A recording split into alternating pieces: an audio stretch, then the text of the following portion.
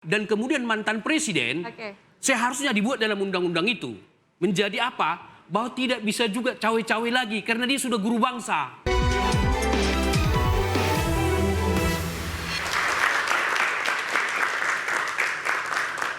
Baik, Anda kembali di interupsi pemirsa. Singkat saja nih, saya ke Bang Ciko dulu. Bagaimana ke depannya Pram Prano jika memang real count KPU yang menentukan pemenangnya adalah Pram Prano, apa langkah terobosan baru bagi Jakarta yang bukan lagi nanti jadi ibu kota? Yang pertama kami ingin mengutip apa yang disampaikan oleh Presiden Prabowo Subianto ya. Beliau menyampaikan dalam pidato terakhir sebelum terjadinya pilkada bahwa siapapun yang menang harus mengayomi siapapun itu yang kalah yang ikut dalam kontestasi. Begitu juga supaya rakyat kembali bersatu, tidak lagi ada polarisasi, ada perbedaan-perbedaan setelah kemenangan ini. Dan ini suatu pesan yang sangat baik yang kami apresiasi dari Presiden Prabowo, dan Mas Pram tentu akan melaksanakan apa yang disampaikan tersebut. Yang kedua, tentunya Mas Pram sejak awal memang ingin membangun kota global Jakarta ini yang berkeadilan, itu yang diutamakan. Artinya apa? Mengangkat harkat martabat mereka-mereka yang masih terpinggirkan, mereka-mereka yang termarginalkan, dan membangun Jakarta itu harus dari bawah, bukan dari atas. Kemudian gimana masyarakatnya bisa semuanya setara dan kita semua bisa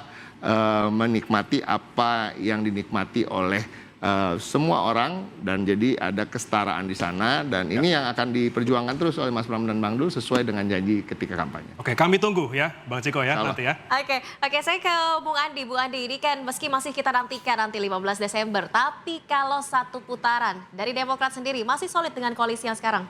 Oh, tentu saja kita koalisi ini tetap jalan, karena kan kita juga memenangkan kalau tadi beberapa hampir semua di Jawa sudah kita menangkan kecuali DKI Jakarta. Tapi kalau satu putaran ya kita ucapkan selamat. Itu sesuatu yang wajib dilakukan di dalam kompetisi politik. Kalau siap kalah dan siap menang. Tapi kan kita masih berharap bahwa bisa terjadi 2 putaran. Karena margin errornya memang masih tipis sekali. Dan kalau itu bisa 2 putaran, maka ada kesempatan untuk tim Ridho ini membuat strategi baru untuk bagaimana supaya orang-orang yang tidak memilih ini bisa datang ke TPS. Kalau bisa saja bisa kita naikkan menjadi 70%, apalagi kalau tinggal 2 kan pasti agak seru juga.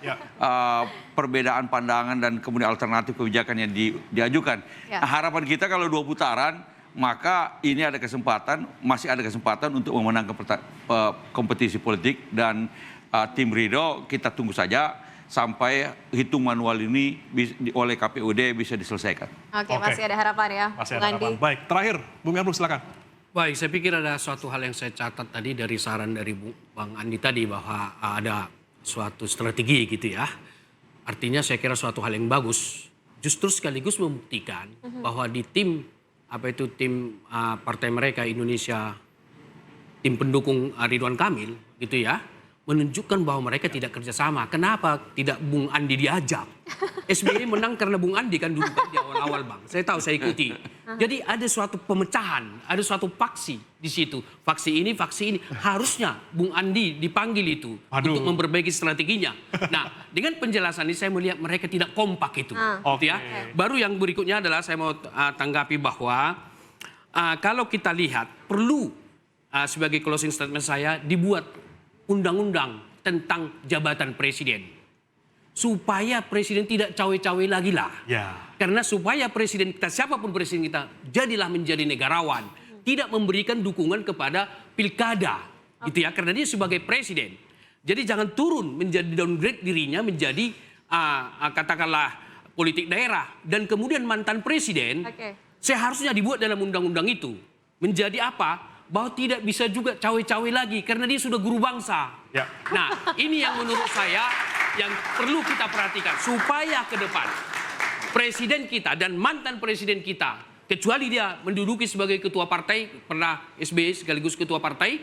Nah, kalau dia tidak menduduki ketua partai, jadilah negarawan, jadilah guru bangsa. Jangan menyampaikan suatu pandangan-pandangan. Kenapa? Presiden maupun wakil presiden, mantan presiden itu kan 24 jam Bang.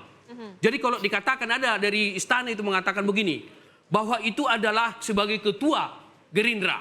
Kan begitu. Jabatan presiden 24 jam Bang. Seketika dia sisiran, Bapak Presiden lagi sisiran. Tidak bisa dipisahkan itu. Ya. Kecuali jabatan-jabatan lain. Oleh karena itulah saya menawarkan kepada teman-teman partai dan DPR di Senayan. Buat rancangan undang-undang sebagai menjadi jelas peran Presiden dan Wakil Presiden dalam konteks politik kita di Indonesia. Baik. Oke, terakhir closing statement-nya. Bung Mas Duri silakan dari Poltreking. Ya, baik.